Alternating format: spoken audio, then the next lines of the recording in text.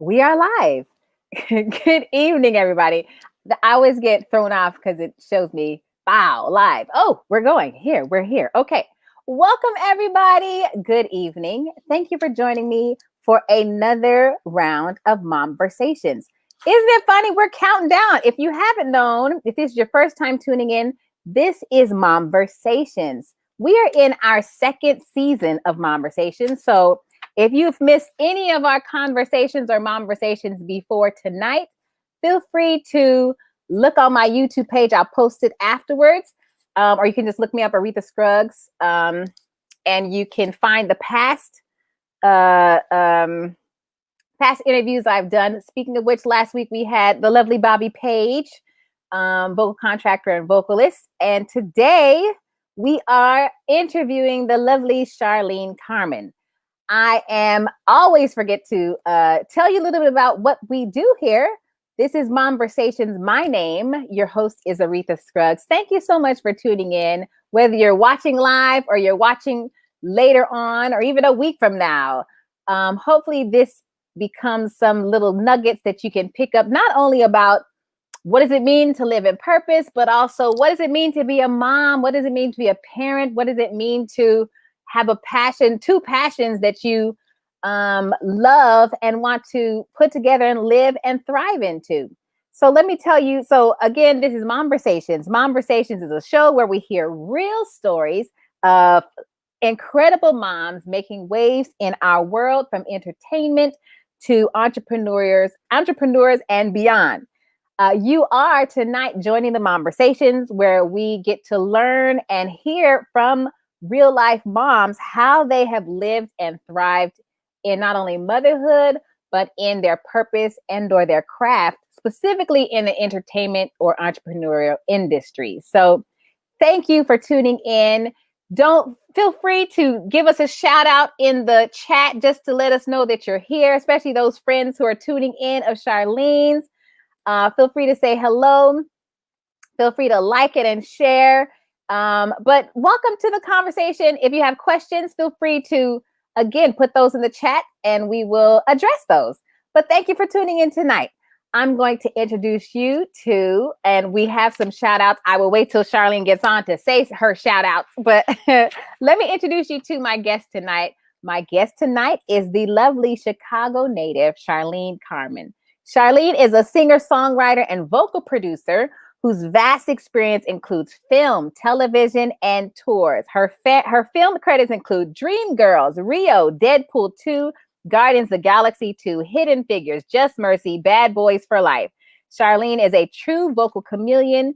She's able to seamlessly transition from genre to genre. She has worked with Christina Aguilera, Eric Clapton, Stevie Wonder, Shania Twain, Deborah Cox, John Legend, Cynthia Erivo, and Leonard Cohen, just to name a few. And as you know, she probably has a even greater list of singers and artists that she's backed up. So we'll ask her about those. But Leonard Cohen, to name a few. She has made over 800 national and international television appearances, some of which include The View, The Late Show with James Corden, the Emmys, the American Music Awards, the Academy Awards, the Grammys, Wet and Das, Fame, Academy, Top of the Pops, TV Land Awards, Everybody Hates Chris, the Kennedy Honors, Saturday Night Live, and 7 seasons of American Idol. In addition to working as a background singer on American Idol, she stepped into the role of vocal producer for the show's iTunes recording sessions. Her off-camera credits include Fox's Rocky Horror Picture Show, Bless the Hearts, The Get Down, The Good Fight, Carnival Row, and The Simpsons. And the reason why we invited her onto the show, Charlean is a loving mother of 2 kids. Excuse me, I put 3 in her original post, but she only has 2. 2 kids, Sydney, who is 15, and JoJo, who is 12. So I am thrilled to interview my friend and get to know a little bit more about Charlean. So please give us a online applause as I bring Charlean on. Okay, here she comes. Charlean! Hi. Hello. Charlean! Welcome, Charlean, to Mom-Versations. How you doing tonight? I'm all right. How are you? I'm all right, man. I'm all right. I know I'm having fun. there. Yeah. sometimes tired, sometimes not, but all the things in between for sure. Yes. That's right. Yes. Thank you for coming on tonight. I will give you the shout outs now that we've got some folks saying hey to you. Kevin Well, I have to O'Neill. say thank you so much for having me. Thank you so much. Yay, Charlean. No problem. Thank you. She completed my second season of Mom-Versations. I was like, I have an open date, November 18th. Who can I put in there? And I called Charlean. She was like, yes, please put me in. So I'm excited that you answered my yes. So thank you for coming on. My pleasure. Thank you. Yes. So your shout outs, we have Will Save Chapel, Kevin O'Neill, and Kathy Anderson. Charlean is your cousin. My cousin. Charlean is your cousin. Right. My cousin. Yes. Well, welcome everybody to Mom-Versations. Again, welcome Charlean. We're going to start off right from the top, even though I read this vast life that she's had, this adventures that she's already lived. Why don't you start at the top and tell me a little bit about who is Charlean? Where are you from? When did you fall in love with music, and how did you really get into living this adventure that you've lived and are living? I am from Chicago, and interestingly enough, my dad was Catholic, so I went to Catholic church a lot. My grandmother was Baptist, so I go to her church. But my dad's church, we went to Saturday Mass with no music. So I am not that person that started singing in somebody's Kojic Pentecostal church at 4. That's not me. That's not what happened. Okay. I didn't even know I could sing until I was 12. Wow. I was in the middle school choir, and I was a writer on the student newspaper, and I was interviewing the choir teacher, and she was talking about the Christmas concert, and she was like, and we're going to have some soloists, and she named a couple of people, and she named me, and I was like, what? So, wow. Like, okay, because I auditioned to sing a solo, but she hadn't told us, who got the solo, and I got one of them. It was "Oh Holy Night," the first song I ever sang on stage anywhere.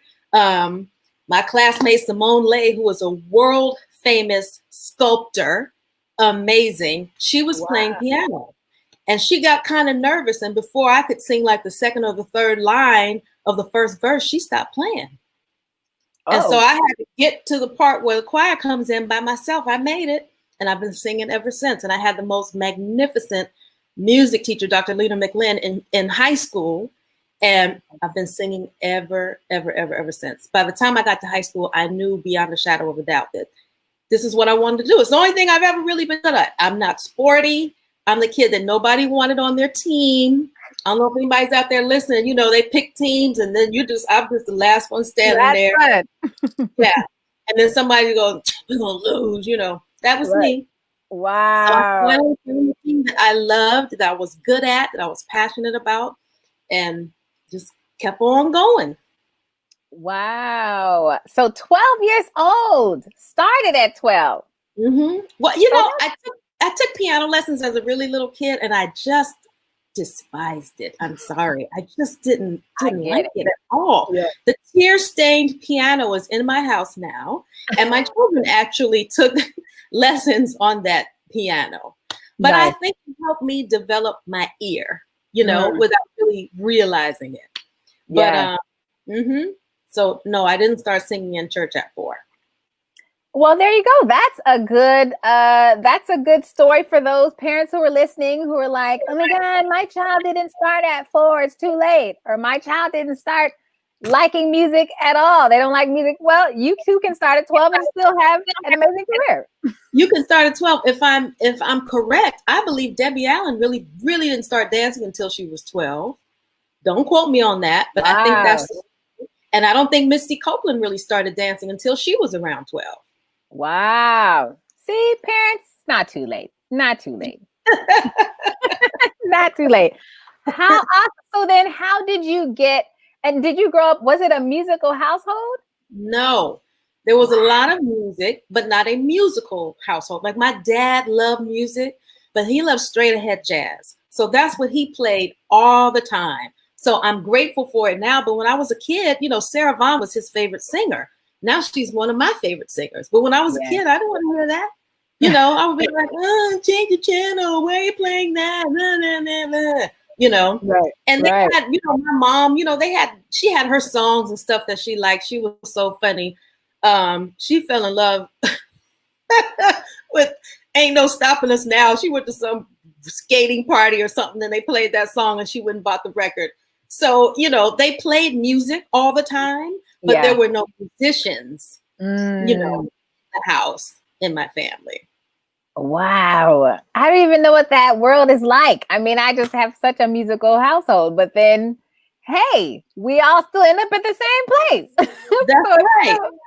What's for you is for you, and what's meant to be will be. And that's right. Lesson number 1, as my 4-year-old comes in singing. So stupid. So tell me a little bit about how did you get from Chicago to Los Angeles? What brought you out here? Well, music brought me out here. What happened? I graduated from Howard. I was not a music major because at the time I was like, I want a record deal. I want a record deal. This is not gonna get me a record deal. And so my family's like, you have to have something to fall back on. Blah, blah, blah. They didn't want me to be a starving artist, right? So I really liked fashion. So I majored in fashion merchandising. I got a job in New York. I moved to New York. I worked in the fashion industry for a little while, but I was still like trying to sing and do stuff because when I was at Howard, I was in a band. We had gigs all the time. We were busy. So I get to New York. I'm like, I'm just going to keep going. I could not get arrested. Could not. And I had a job that was very, very just demanding, took up a ton of my time, didn't really have a lot of time to pursue a lot of other things. But fast forward, Kenny Lattimore went to Howard. So I knew him and his manager. And so when he got the opportunity to tour and open for Barry White, he asked me if I wanted to sing backup. And I was like, yeah. And it paid exactly per week what I made at my job. Wow. And so in the band, Tim, who is now my husband, was in the band. That's where we met on that tour. The whole band lived in LA. They were like, you need to come out here. This is where all the work is. So I was like, okay, that's what I'll do. And that's what happened. Wow. But when you came to LA, you already had something set. I was still working with Kenny. Okay. Very cool. So LA, what was that like to come? Well, you went from Chicago to DC to New York to LA. So you hit all the big cities. I hit all the big cities. And what's funny is, as a kid, I can remember looking through magazines and all the ads for everything expensive on the bottom always said Chicago, New York, LA. And I was like, I want to live in all those places. Wow. And it wasn't until years later when I was in LA, I remembered that I had that thought, like I wanted to do that. So it's amazing. Just to be able to do what I love is just such a blessing. It's never lost on me. I never take it for granted. Whatever stage I'm on or studio I'm in, at some point, I just look around and go, thank you, Lord. That's right. You're right. It's not an easy way to make a living. Let's not paint that picture. Right. But I'm so grateful. Yes. So can you talk a little bit about, so you've had, I mean, even from your resume, you've had, was touring your first like introduction to the music industry, then you moved into the others? Yeah.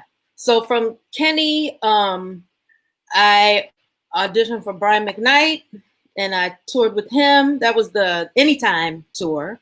And then I submitted something for Eric Clapton and I got that gig. And, this is not like any other industry. In another industry, if you start to build a good reputation for yourself and you have a good resume and you show up on time and you smell good and you do a good job, that's a guarantee of nothing. Right. So I thought, when that Eric Clapton gig was over, I was just going to move on to the next thing because it had been progressing like that. I had done a few little TV shows and stuff, no, not in between. It was after that. It was so quiet. It was like, wait, oh no, that's not my phone. That's a phone on the TV. Wow. That's real. And I've had, some moments, I remember specifically like 2000, it was so slow. And I was just like, what am I going to do? Like, Yeah. do I need to just leave and do what? Yeah. What am I going to do? What am I going to do? But then it picked up, you know, the TV shows, you know, started happening. And, you know, when I got married, I stopped touring, you know, in between, like the TV shows, things kind of picked up. I started working with Deborah Cox for a little while and, you know, had one-offs with different artists. It's so funny. You talked about the list and sometimes it's really long. It's long, but I actually on a piece of paper, because it's like whenever somebody asks me, who have you sung with? All of a sudden I can't remember. I can think of like 4 names and then I just draw a blank. And then, but I made there's like a long list of people that I've sung with once or twice. And I don't really name them because if anybody should ever go, hey, do you know Charlean? They're going to be like, no. Who's that? I don't even mention them. Then there's another list of people that I've sung with 4 or 5, maybe so many times that I can't keep track anymore. So I think Patti LaBelle, Yolanda Adams, John Legend, a couple other people, they'd be able to pick me out of a lineup. They'd be like, oh yeah, recognize her. They may not, they probably don't even know my name, but they would recognize me if they saw me. Oh yeah, I know her. So that's real. You'd be like, well, I got this resume. If you really want the real resume, I got this one. But the people who actually will know me, yeah, I got that. Right. But there's plenty of evidence to support my claims on YouTube. So that's right. That's right. Well, you started to talk about it. Tell me, where did the babies come in the midst of this adventure that you are living? Well, Tim and I got married in 2004. We both lost our moms in 2002. We both did. Wow. And our dads had passed away before we even met. So we got married in 2004. And then a couple months after that, I was pregnant. So we had Sydney in 2005. And then little Mr. Jojo came along in 2008. Wow. And Aretha, Tim was touring Europe. Sydney's like 8 months old. And so I was still singing with Christina Aguilera at this point.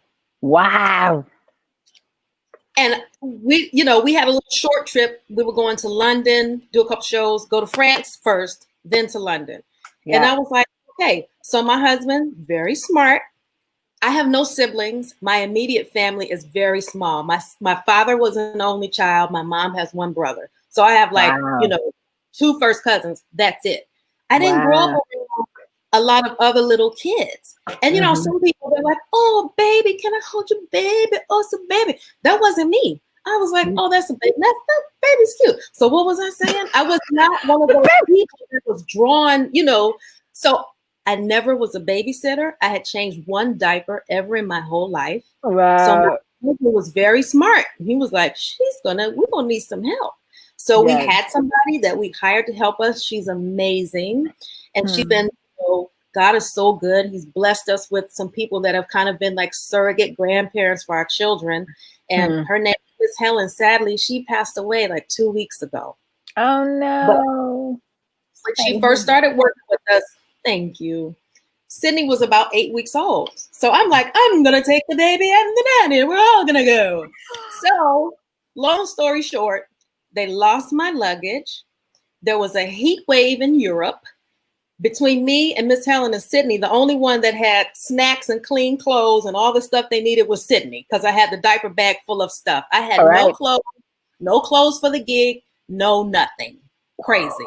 And then when I got my luggage, I used to always pack like cereal and soy milk so I wouldn't have to like rush out and find breakfast or whatever. The soy milk had exploded, sat in the heat wave for 3 days. So all the stuff in the suitcase smelled like spoiled soy milk. Ooh. So I can laugh about it now. Right. In the moment, that was not laughing. No, that was not laughing. And then to make matters worse, they gave us an itinerary that had a picture of Christina on the cover.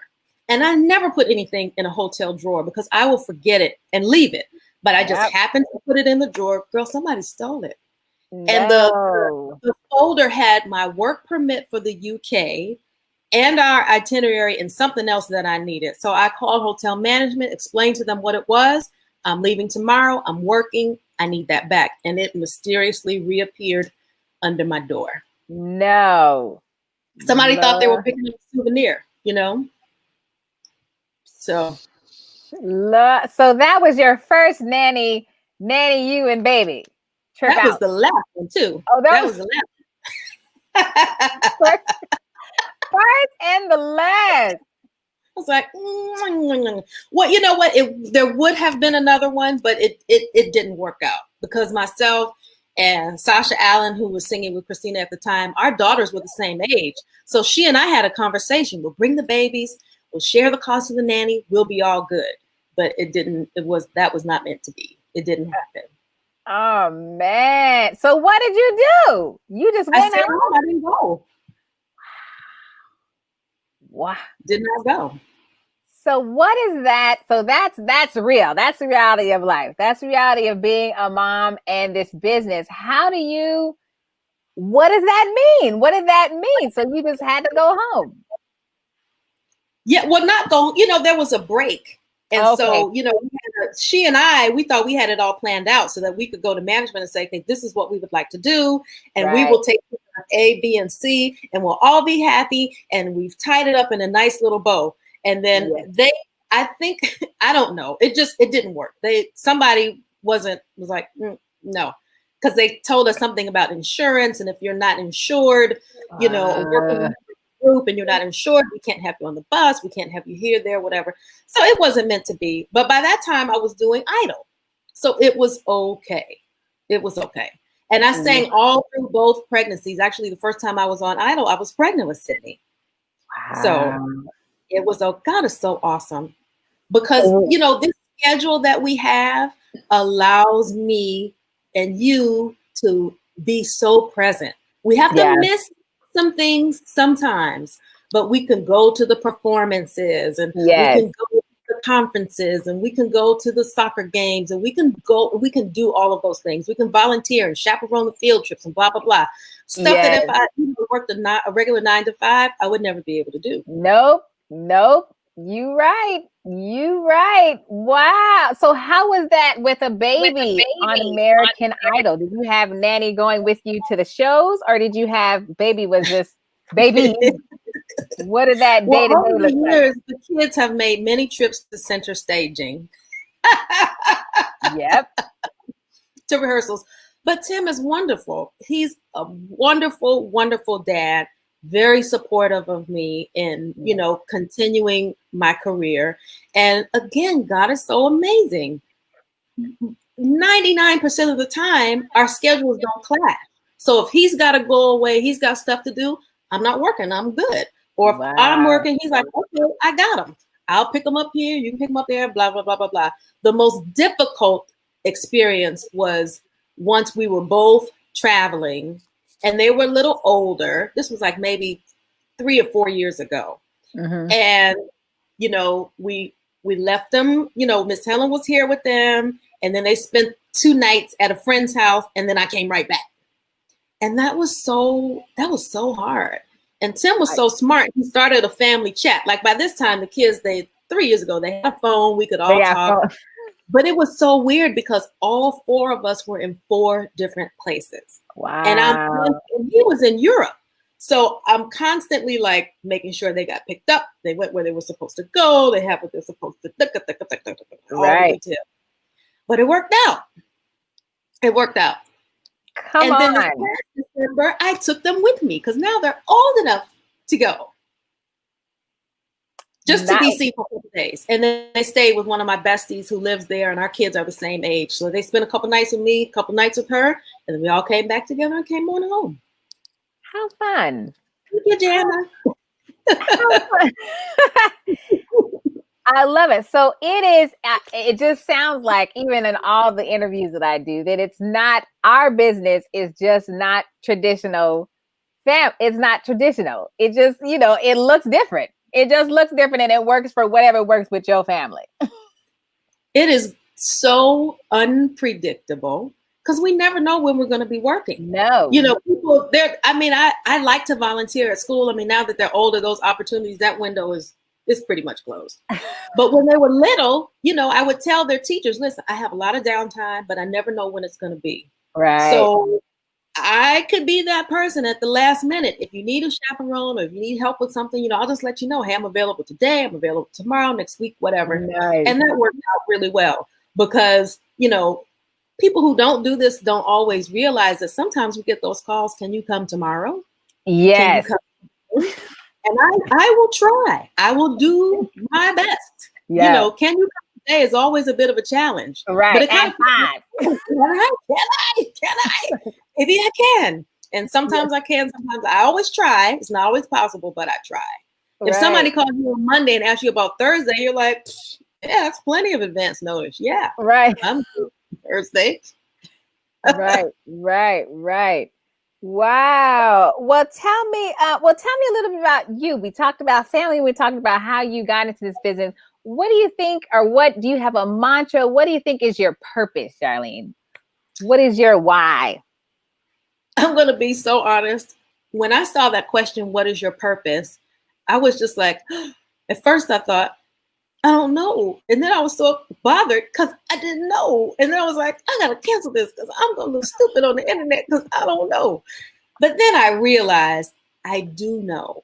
And I realized that my purpose has been different at different times. Ooh, good. It's different at different times. Yes. Like on the Christina Aguilera tour, it's so weird. I auditioned, I got the gig, and then I felt like, oh, like, I don't know if I want to go. What the heck was I thinking? What was that? Had nothing else to do. I don't know what that was about. I was in a really weird space because my mom had just passed away a few months ago. And, anybody who's lost their parents or anybody close to you that you love, when that happens, you have to learn how to live without the person. You never get over it. And I was just at the beginning of that. And then Tim had lost his mom too. So it was just a very strange place to be emotionally. Yeah. But once the tour started, for some reason, I was the person that prayed before we went on stage every night. And I felt like that's why I was there. That was my purpose at that time in that situation. Yeah. Other times, I feel like I'm a pretty positive person, even through this whole craziness of this quarantine. I mean, Miss Helen passed away a couple of weeks ago. My godmother, who I was named after, she passed away in April. A lifelong, dear friend. Her dad passed away a couple of weeks ago. There's just been so much, going on. My unemployment claim didn't go through. It took me months and months and months and months to finally get some money. So the whole pandemic for 6 months, I didn't work at all. And then the claim didn't go through. Wow. But I've just been positive through that. And I've had a couple of conversations with people that I realized afterwards, that was my purpose in that moment, was to encourage them or just help them be positive. I had a really, not long, but a really purposeful interaction with somebody I don't even know. I just happened to be looking at a post and reading the comments, and this person was just so down. And I just told her, I was like, listen, this is crazy. None of us have ever experienced this before. It's okay to feel the way you feel, but you've got to figure out how to get yourself out of it. Just don't stay there. Don't stay there. We all hurt. We all face sadness, disappointment, trauma, all kinds of things, but just don't stay there. Don't stay, So I feel like a big part of my purpose. I mean, obviously it's, to be a mom, to be a wife, to sing. Every time I'm on stage, I'm so comfortable when I'm working in the studio, whatever. I'm so comfortable. I have no doubt in those moments, this is where I am supposed to be. But also just to be positive, because we need that. Yes. We need that so much. Yes.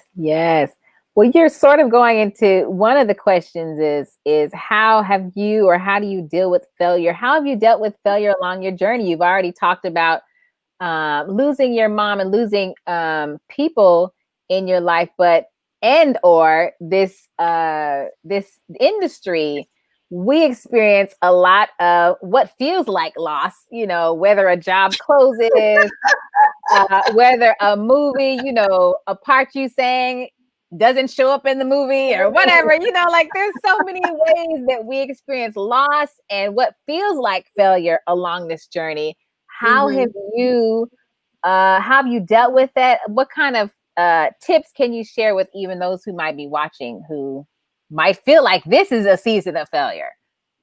Don't stay there.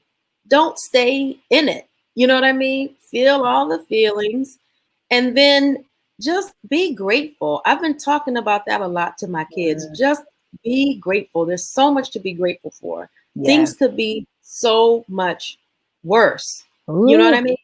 They really, really could be. So just be grateful. I mean, for years, I, did demos and this and that and sent them. It didn't happen.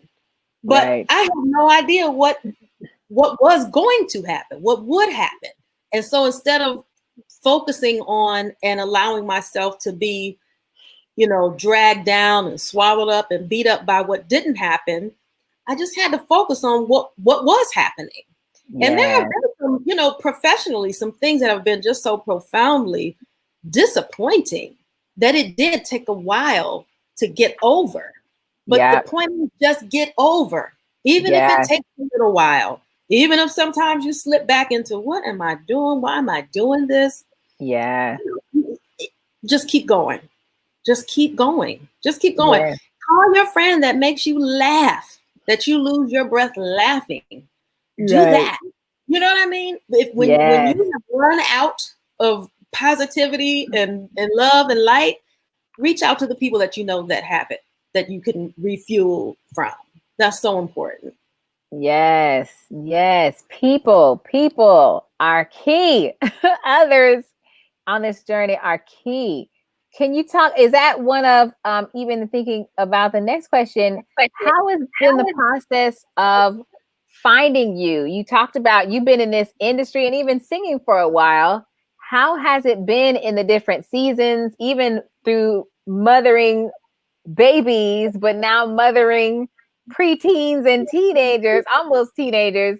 How has been that process of finding you in that journey along, not only with being a mom, but also in this industry where you do have to show up and be somebody one day and another person this day, or not a person, but different genres or different shows call for different things. How has that process been of finding you, and maybe what kind of tips what lessons have you learned in that process? Finding me, I'm not even sure. I thought about, I didn't dwell too much on the questions before our interview. I looked it over and, and I gave it a little thought, and then I left it alone because I didn't want to stew over it and overthink it. Yes. But as far as finding me, this might sound strange. I've kind of always been the same. I've always been just kind of even keeled like that. I've always been positive. I joke around and say I've got, rainbows and unicorns in my head. I've just always been that way. I've always been that way. And I appreciate that about me, because there's some stuff that life throws at you that if you can't find your own happy place within yourself, it's that much harder to get out of that hole, to get over that disappointment, that thing, that crushing emotional blow.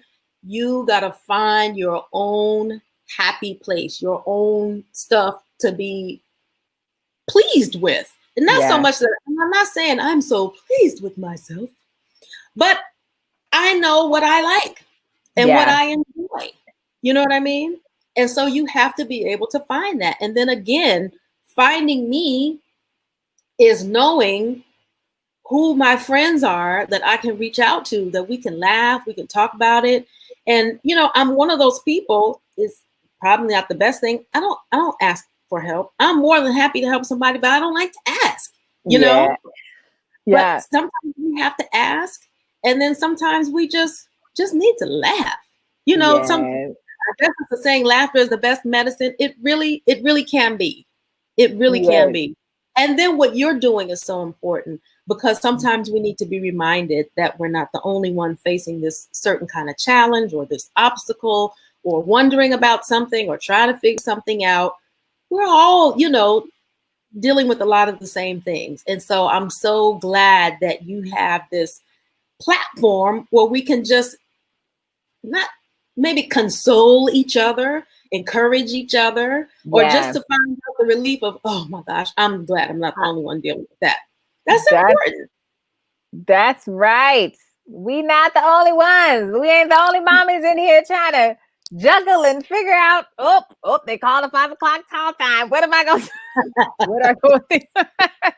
It's real. It is real. What were some of the things that were your happy places? As I think talking to Bobby last week, you all have like older children. I've had a lot of moms who have like babies, or like me have a 4-year-old, and even moms who are watching who might have younger children. How did you get through those thick spaces where you got the babies and you got a whole luggage dragging around, and you I had help. Yeah. Tim is a hands-on dad, and he helped a lot. I love and it. Miss Helen was like an angel to us. It. She helped a lot. So I had help. You can't do it by yourself. I don't care what you've done before that you've done by yourself. You can't do this by yourself. Nope. No. What were some of your maybe the word now is self-care. What were some of the self-care ways that you sort of took care of yourself through those difficult moments? And even now, what are some of the ways that you're taking care of yourself and finding that joy? I wish I had some like really deep, like I run a bath. I like candles. I don't do that. Don't do that. If I just peruse some really fabulous shoes, that makes me happy. I get such a kick out of that. I'm not going to buy any $700 shoes anytime soon or ever, possibly. But I love looking at them. I love looking at beautiful things. So, it's so sad. This might sound so lame. I don't know. But just the way I have curated my Instagram is not like Facebook. Facebook is all the people I have ever known from kindergarten until now. Right. And that's fine. But that started to turn into happy birthday, my condolences. Happy birthday, my condolences. Happy birthday to your sister's neighbor's next door daughter's goddaughter. I don't know that person. So I had to get away from that. So when I got on Instagram, I curated it. I follow artists that I really like. And fashion and music. And, I've got a lot of singer community people are on there, but just things that I enjoy. That's what's on my Instagram. So I can peruse that forever. Comedians, all kinds of stuff, things that I really like. And same thing with my Pinterest. I used to have so much fun with it. I'm not on that as much anymore. And then every once in a while, I'm not the most amazing cook, and it takes me a long time and I need a recipe. But that's been really interesting, during this quarantine. I have just been cooking and cooking and cooking and cooking. I cooked myself I need a break now. Because last week and the week before, I didn't know what was going to happen after the election results. So I went shopping. I made a menu for the week and a half. I was like, I'm not going anywhere. And I cooked everything and I crossed them off the list. I tried to write it really fancy and put it on the refrigerator. This week's menu. So, and that was fun. And my kids make me laugh. They're so funny.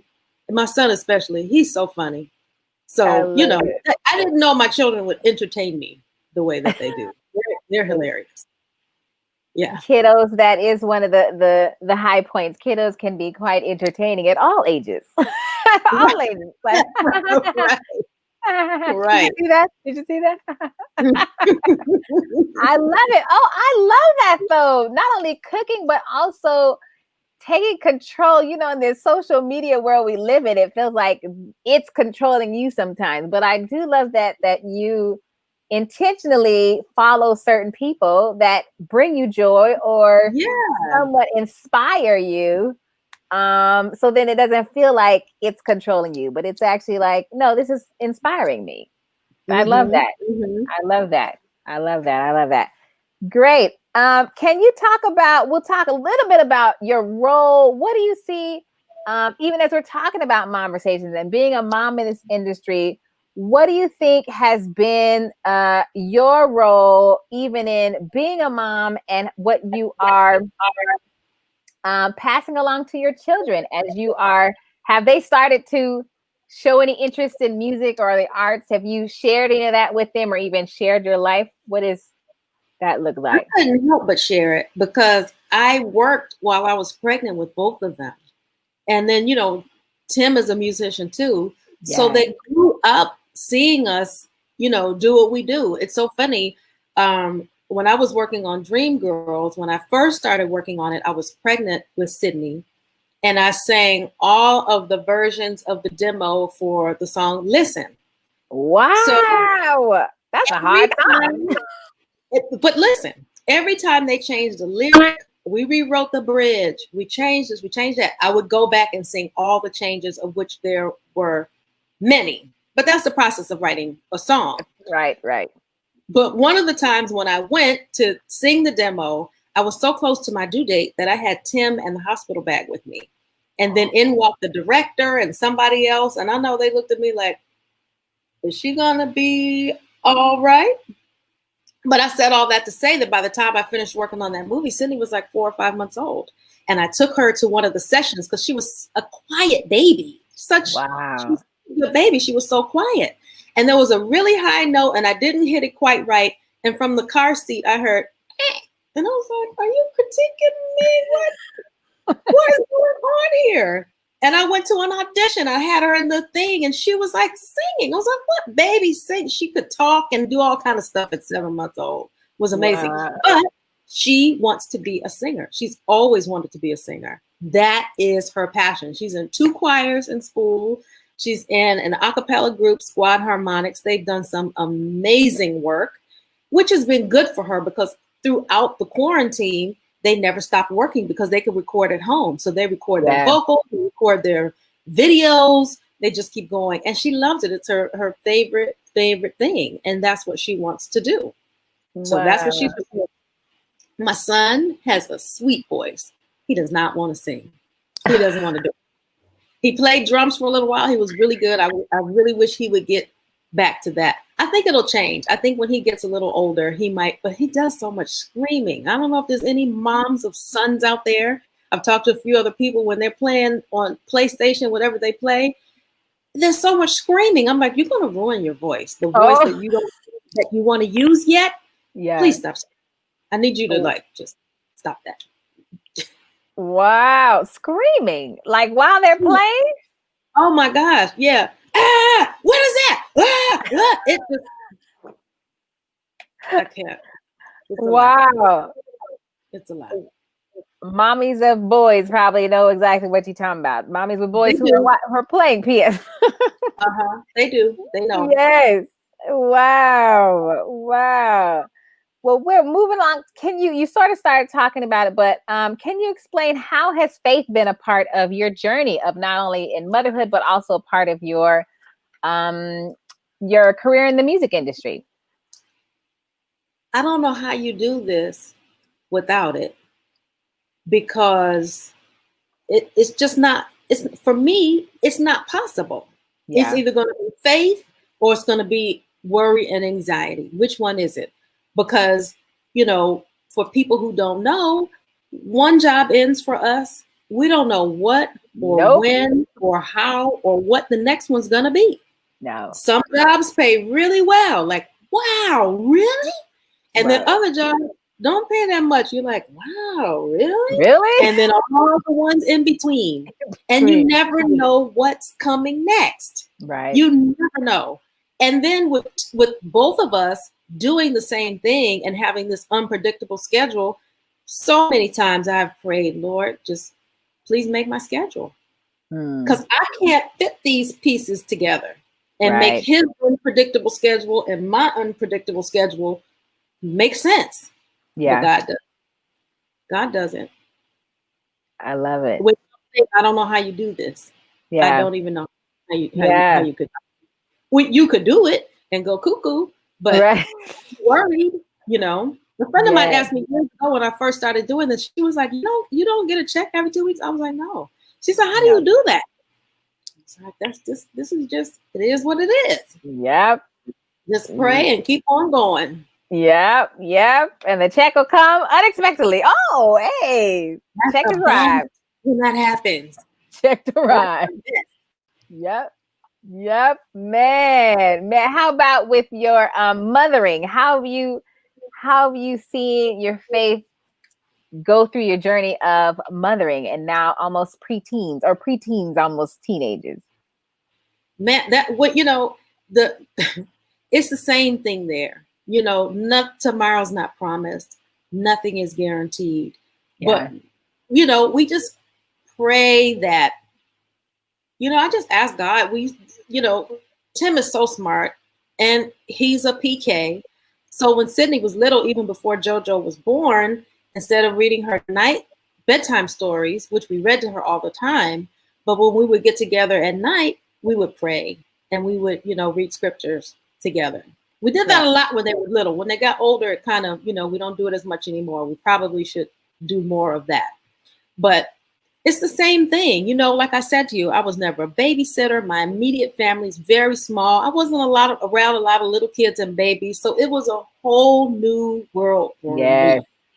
So, again, it's just one of those situations where I just prayed my way through. And it's so rewarding as a mom, when your kids are away from you and then somebody says, hey, I saw your daughter and she did such a good job with blah, blah, blah. Or your son was so good with blah, blah, blah. I'm like, it's sank in. They listened. Right. They don't always do it for me, but they do it out in the world. That's great. Okay, I'll take that. I saw Holly Robinson some interview and she was saying she calls her kids home devils because they do all kind of crazy stuff at home, but they are so well behaved when they're not. And I was like, I know about that. Me too. Even at 4 years old, I'm like, oh, she was great. Okay, great. She can be crazy at home. I understand that. That for sure. Man. So what do you, in this season of life, the pandemic, what do you think is one of the greatest lessons that you're learning right now?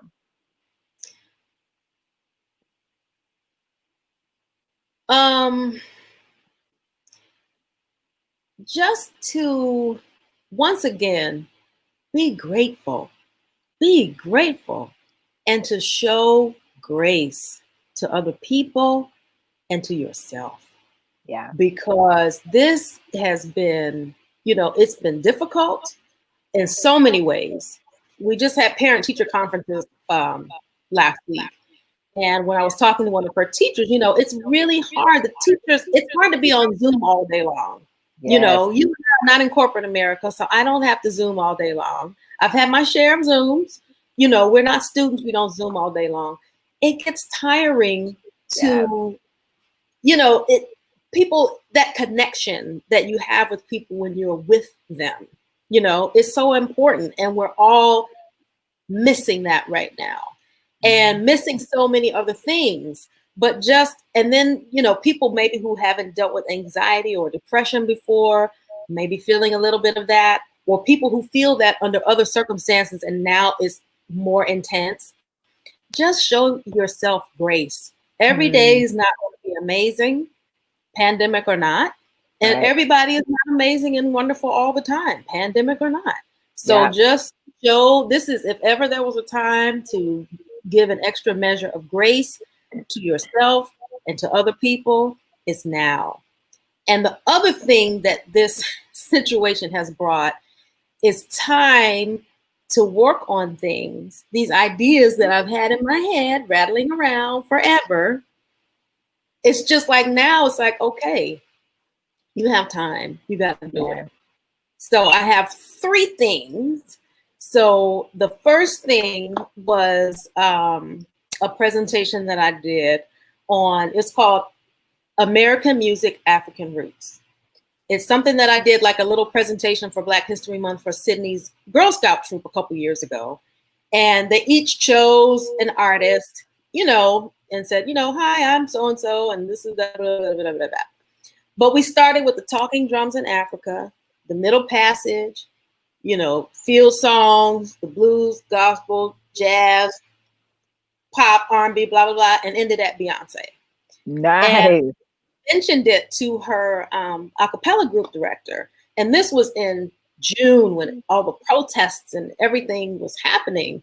And she was like, that's such a great idea. Will you do the presentation for the kids? And I was like, sure, I'll do it. Because I wanted to do it. It's something that I wanted to develop to take to different schools, because they don't, especially the public schools, they're so lacking in so many ways, so many things. So I thought, okay, something that I can maybe figure out how to do this presentation at different schools. So I did it for her group, and I wanted it to be something that kids would enjoy and that adults would enjoy.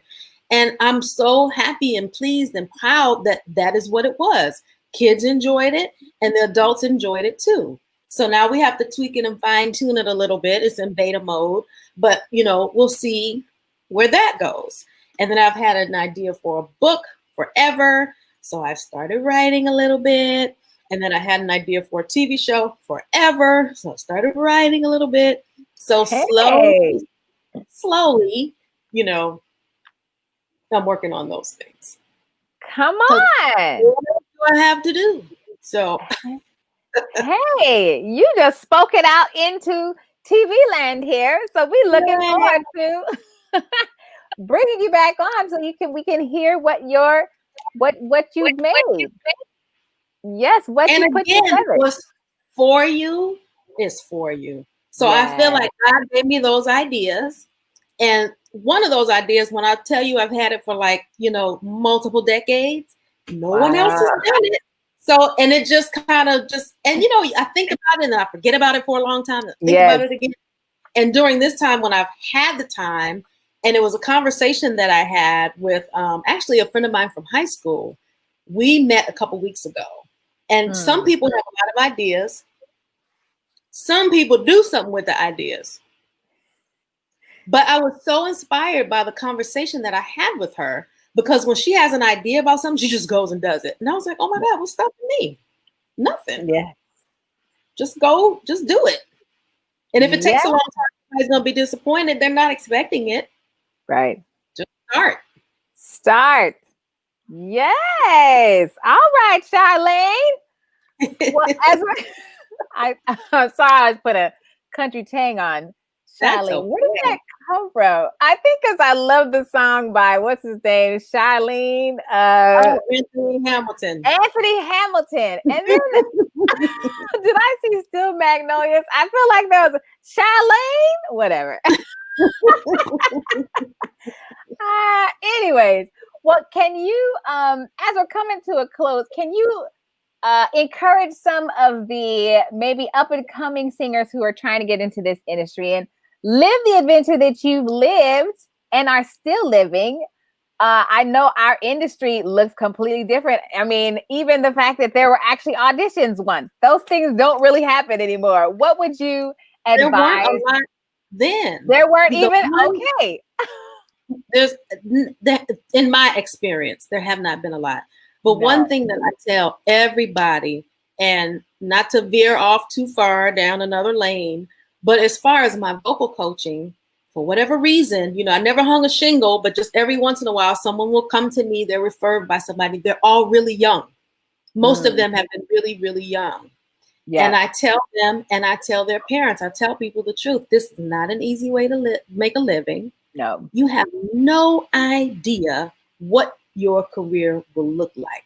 Right. And I've even told this to my daughter many times. You can have a career as a singer, but there's no way to know what it's going to look like. It's not like being a doctor. You go to undergrad, grad school, boom, right. You're a doctor. This doesn't work that way. Nope. So one of the most important things that I wish I knew a long time ago, which I learned a little late, too late maybe, but have some other streams of income. That is so important. Say that again for those in the back. Have some other streams of income. Yeah. Whatever the other things are that you like to do. And with my daughter, I've told her this 50 million times. I don't phrase it like people told me, you need something to fall back on. Right. there was a little fear and a lot of concern, behind that. We don't want you to be a starving artist. The thing that I told her and that I tell everybody is it's something that you pursue along with it, not instead of. This can work out. This can work out, but you don't know what that's going to look like. And we've said it a couple times during this conversation. It's unpredictable. The income fluctuates like crazy. You will have times when you are not working, there's nothing going on, and you got to figure that part out. So, and for long, I mean, just recently, I was like, okay, it's so slow. What am I going to do? What am I going to do? I don't even know. That's like the horrible part. I love what I do. And I meet amazing, wonderful people like you. This business there's just so many great, wonderful people who we all love what we do. Yeah. We all love what we do. And the other thing is when you come into this, you have to have some confidence that there are so many amazing singers. You're not the only one. Right. Like you can't like, I'm here now. Yes. There's a lot of amazing singers, but they're also really good people. So just figure out what your other streams of income can possibly be, especially now, because our business really took a huge hit during the pandemic. At one point, everything was completely shut down. Right. And we have times when work is slow anyway, under the best of circumstances. So it's really been hard now. So that's the other reason why I have been trying to figure out, okay, what else can I do? I've got to do something else. And it's not meant for me to be in an office. That's not my jam. I don't need to be there. Either. Just not for me. So, a few, students here or there, that's fine. And then now I just need to focus on those 3 projects that we talked about. Yeah. And I haven't even put a timeline on it. I just need to spend a little time, and keep developing that. Yeah. Yeah. Good nuggets, Charlean. Yes. Having another stream of income, I think Bobby said it too, having other interests outside of music, just in general, even if it doesn't pay you money, have some other interests outside of music. Because in general, I think that makes you a more well-rounded singer when the opportunity does come.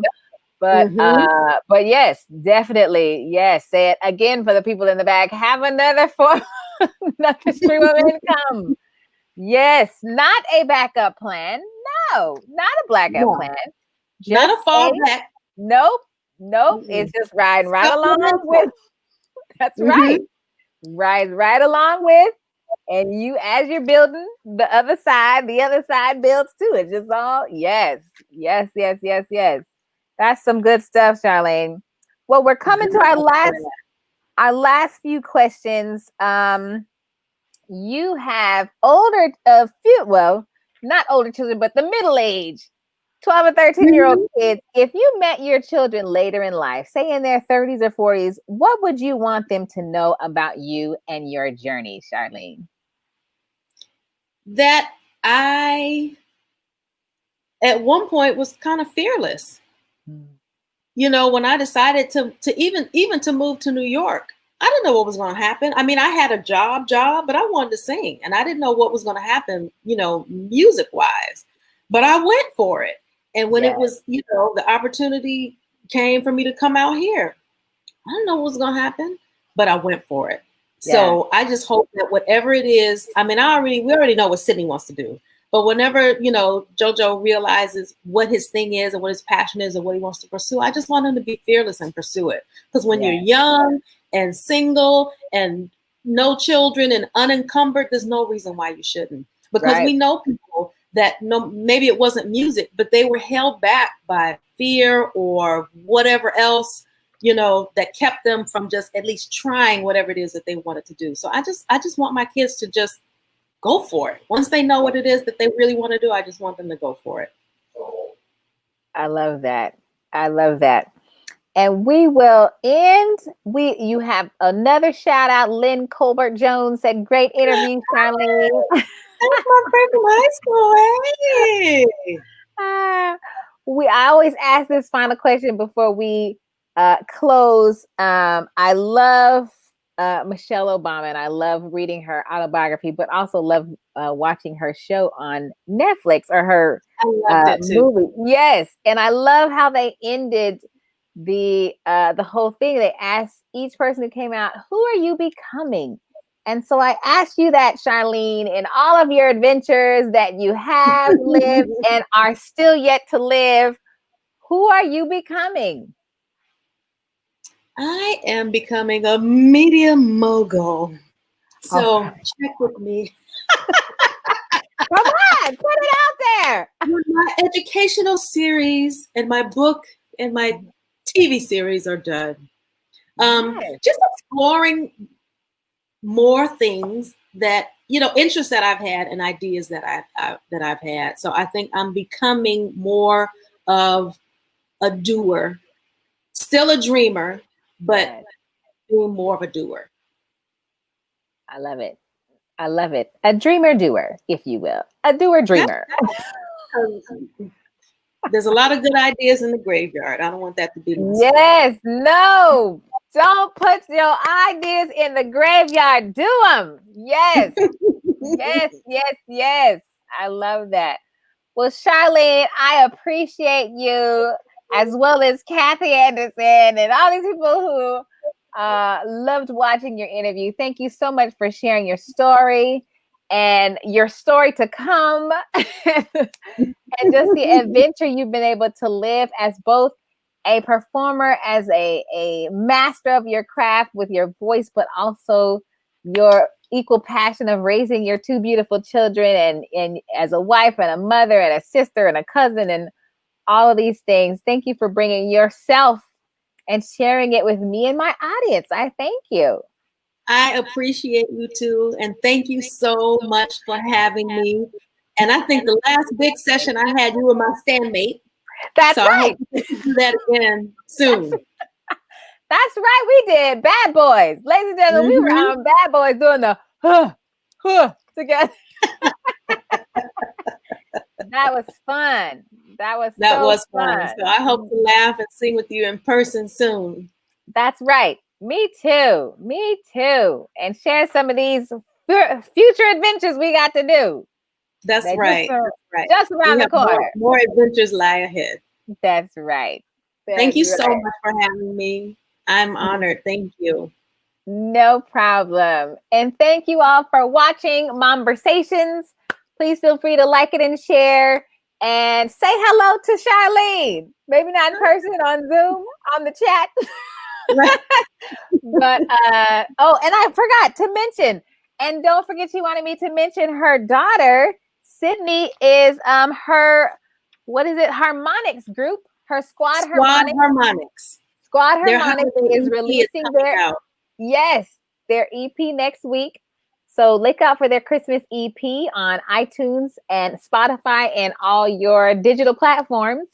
That she supports her baby girl, Sydney. Go, Sydney, dream and be it. Be what you want to be. Yes. That's right. So thank you guys so much again for tuning in. Thank you, Charlean, for sharing your story. And we will see you next. Yes, we will see you next week. We have 2 more left in the series for the rest of the year. And I'm looking forward to our 2 final guests of the year. But all have a great Thanksgiving, and happy Thanksgiving to the Carmon family, to Charlean and her family. Thank you. Happy Thanksgiving to you too. I almost forgot that was coming up. That's next week. That's next week. That's next week. Yes. So we'll see you guys. Have a great week. We'll see you next week. All right. Bye.